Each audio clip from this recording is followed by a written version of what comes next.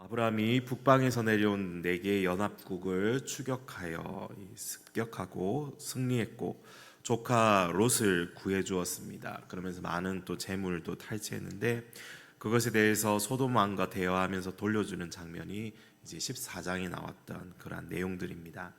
오늘 본문 15장은 이러한 사건 이후에 다시 한번 하나님께서 아브라함에게 나타나신 일을 기록하고 있습니다. 아브라함이 환상 중에 임하신 여호와의 말씀을 들었는데요. 우리 1절 중간쯤에 보시면 이렇게 말씀하십니다. 아브라함아 두려워하지 말라. 나는 내 방패요 너의 지극히 큰 상급이다 라는 말씀으로 이 아브라함을 다시 찾아오시게 됩니다. 첫 말씀이 무엇이었습니까? 두려워하지 마라. 여기서 우리는 아브라함의 그 마음 상태, 그 심리적인 상태를 우리가 또 엿볼 수 있는 부분입니다. 그가 두려워하고 있었다는 것입니다. 그리고 그 두려움에 대한 단서는 앞뒤에 나오는 이 문맥을 통해서 우리가 생각해 볼 수 있는데요. 아브라함이 가진 첫 번째 두려움은 아무래도 이 가나안 땅의 왕들이 보복할지도 모른다는 그러한 생각일 것입니다. 그가 승리하긴 했지만 여전히 그가 가진 세력은 그들에 비하면 아주 작은 하나의 그냥 부족에 불과한 것입니다.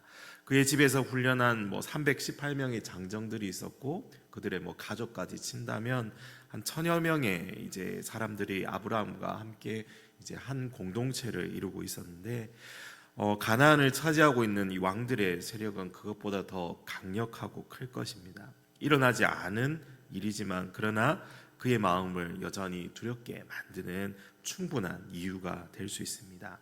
그리고 두 번째 두려움은 15장에서 아브라함과 하나님의 대화하는 장면을 통해서 우리가 유추해 볼 수 있는데요. 하나님께서 약속하신 대로 그의 후사 자녀 씨에 대한 어떤 조짐도 보이지 않는 겁니다. 하나님은 계속해서 이 시간이 지나도 침묵해 계시기에 시간은 계속해서 흘러가고 있고 아브라함은 늙어가고 사레도 같이 늙어갑니다. 그러면서 약속이 이루어지기에는 어떻게 보면 이 생물학적으로 불가능한 그러한 시간으로 들어가고 있는 것입니다. 이것 역시도 아직 일어나지 않은 일이지만 아브라함은 불안하고 두려운 마음이 한켠에 또아리를 들기 시작했던 것입니다. 그런 가운데 드디어 하나님께서 그에게 환상 가운데 말씀하시죠. 그리고 첫 번째로 그에게 말씀하십니다. 두려워하지 말라. 아브라함아 두려워하지 말라. 그러면서 이어서 어떻게 말씀하십니까? 나는 너를 위한 방패다. 그리고 나는 지극히 큰 너의 보상이다. 또 다른 말로 상급이다. 그러니까 아브라함아 두려워하지 마라. 여기서 우리가 무엇을 느낄 수 있습니까? 이 아브라함이 고민했던 문제들, 그 모든 문제들 하나님께서 이미 아시고 하나님께서 그 문제의 해결자가 되심을 또한 알려주시고 있습니다. 내가 너를 지켜주고 내가 너에게 아주 큰 보상을 줄 수 있는 여호와인데 왜 걱정하고 두려워하고 있느냐 하는 그 하나님의 마음을 여기서 우리가 읽어볼 수가 있습니다. 우리가 살아가는 이 삶의 시간도 마찬가지죠. 두려워 말라 내가 너와 함께함이라. 놀라지 말라 나는 내 하나님이 됨이라. 내가 너를 굳세게 하리라. 참으로 너를 도와주리라. 참으로 나의 의로운 오른손으로 너를 붙들리라. 이 말씀을 듣고 기억하고 있지만 또 그걸 외우고도 있지만 어떤 상황이 닥치고 어려움이 찾아오고 그러할 때 우리는 하나님의 계심을 우리는 망각할 때가 너무 많습니다. 하나님께서 나와 함께하고 계신데 그렇게 함께하고 계신 그 하나님을 우리가 신실하게 바라보지 못하고 내 생각 아직 일어나지도 않은 일을 무서워하고 걱정하고 있다는 것이죠. 그런 우리에게도 오늘 동일하게 이 말씀을 주십니다. 두려워하지 말라. 내가 너의 방패라. 내가 너의 큰 상급이다. 내가 너와 함께 하는데 왜 그러고 있느냐 하고 우리에게도 물어보십니다. 사랑하는 성도 여러분, 이 말씀을 묵상하시면서 그 주님의 음성을 듣고 믿음으로 확신하며 그 주님과 동행하는 이 복된 하루가 되시기를 간절히 소망합니다. 아브라함은 즉시 하나님께 묻죠. 주 여호와여 무엇을 내게 주시려 하나이까? 이미 하나님의 약속에 대해서는 체념하고 있던 아브라함의 이 마음의 소리가 그 뒤에 나옵니다. 나는 자식이 없사오니, 나는 자식이 없으니 여기 있는 엘리에셀을 이 상속자로 삼으려고 합니다. 약속하셨던 이 씨 후계자를 저에게 주시지 않으셔서 제 나름대로 최선을 다해서 이렇게 생각하고 있습니다. 이제 하나님의 이 승인만 받으면 되는 거죠.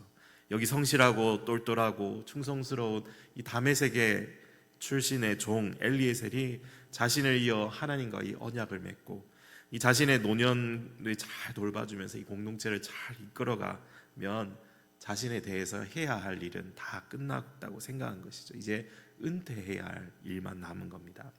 그러나 하나님께서는 그런 아브라함의 생각을 여지없이 깨뜨려 버리시죠. 4절에 엘리에셀이 아니라 앞으로 내 몸에서 태어날 내 아들이 너의 상속자가 될 것이라, 이렇게 말씀을 주십니다. 그러면서 그를 이 텐트 밖으로 이끌어내시죠. 깜깜한 밤이었나 봅니다. 하늘을 올려다보라고 합니다. 아브라함아, 내가 저기 있는 별들을 다 세어보아라. 내가 이 별들처럼 내 자손들이 많게 하겠다. 만약 여러분이 그 현장에서 이 말씀을 직접 들었다면 어떤 이 생각을 하시겠습니까? 정말요? 아니 어떻게 해요? 내 나이 80이 넘어가고 살아도 70이 넘었는데 어떻게 하시려고요? 아니 이 가능한 이야기를 하셔야지 어떻게 그런 일이 일어나겠습니까? 말도 안 됩니다. 이렇게 우리 생각하고 있지 않겠습니까? 그런데 오늘 성경은 아브라함이 아주 단순하게 반응하고 있다고 기록하고 있습니다. 그가 어떻게 했습니까? 아브라함이 여호와를 믿으니 여호와께서 이를 그의 의로 여기셨다. 아브라함이요 정말 단순한 것 같습니다. 우리처럼 이 복잡하지 않은 것 같아요.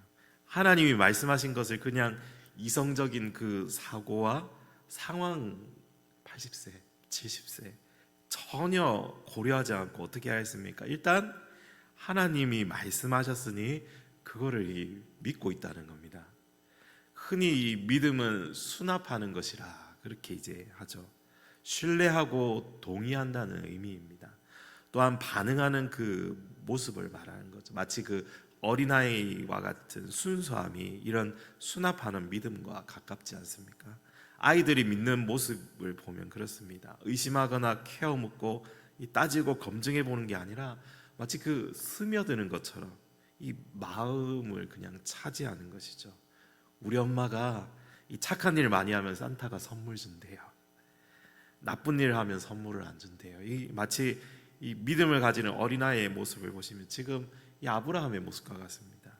맹목적인 믿음에 대해서 말하려는 것이 아니라 그가 그 신뢰할 만한 대상에 대한, 그리고 한 번도 약속을 어긴 적이 없으시고 지금까지 그를 지키시고 보호해 주신, 보이지는 않지만 존재하시고 그와 대화하고 계시고 그에게 말씀하시는 그 하나님에 대해서 아브라함이 지금 보이고 있는 반응, 바로 그것이 바로 믿음이라는 것입니다. 사실 구약에서 우리 성경을 보면요, 최초로 나오는 이 믿는다는 말이 바로 여기에 나오는 겁니다. 이 아브라함의 믿음이 최초로 나오는 이 믿는다는 이 단어가 여기서 나오고 있습니다. 우리가 잘 아는 아멘이라는 이 동사와 같은 뿌리를 지니고 있는 게 바로 여기서 이 아브라함이 믿었다라는 이 단어입니다. 아만이라는 단어인데요, 여기서 말하는 이 믿음이라는 것의 본질은 이 확고하게 신뢰한다, 의지하고 견고하게 서 있는 것을 이 말할 때 사용되어지는 단어입니다. 그러니까 아브라함이 하나님을 믿었다는 것은 어쩌면 그럴지도 모르겠다 하는 불확실성이 섞여 있는 그러한 의식이 아니라는 것이죠. 그가 믿는다는 의미는 확실하고 굳게 신뢰하고 온전히 하나님의 약속에 자기 존재를 의탁하겠다는 그런 의미를 싣고 있는 것입니다. 그러니까 그의 이런 믿음의 모습을 보시고 하나님께서 어떻습니까? 인정하지 않을 수 없으시는 겁니다. 하나님께서 그를 의롭게 보셨다는 말이 괜히 그냥 나와 있는 것이 아니죠. 이후로 하나님께서 한 번 더 언약을 통해 여전히 그분의 약속이 유효한 것임을 이렇게 보여주십니다. 사랑하는 성도 여러분, 오늘 말씀이 우리에게 주시는 이 교훈이 무엇입니까? 오늘 우리에게 믿음이 무엇인지 질문하고 있죠. 그리고 내가 가지고 있는 믿음이 무엇인지 확인해 보게 하십니다. 그 믿음이 정말 흔들림이 없이 확고하고 방패이시며 상급이 되신 하나님을 향하고 있는지, 아니면 미래에 대한 생각과 나에게 주신 결핍으로 인해 두려워하고 염려하고 하나님을 의심하고 온전히 신뢰하지 못하고 있는지 우리에게도 물어보십니다. 사랑하는 성도 여러분, 오늘 하루도 이 아브라함의 이야기를 통해서 주시는 내 믿음의 모습을 계속해서 생각해 보시고 묵상해 보시면서 하나님께서 인정하셨던 그 믿음의 단계까지 나아가셔서 믿음으로 살아가는 것이 어떤 모습인지 세상에 나타내고 보여주는 우리 모두가 되기를 간절히 소망합니다.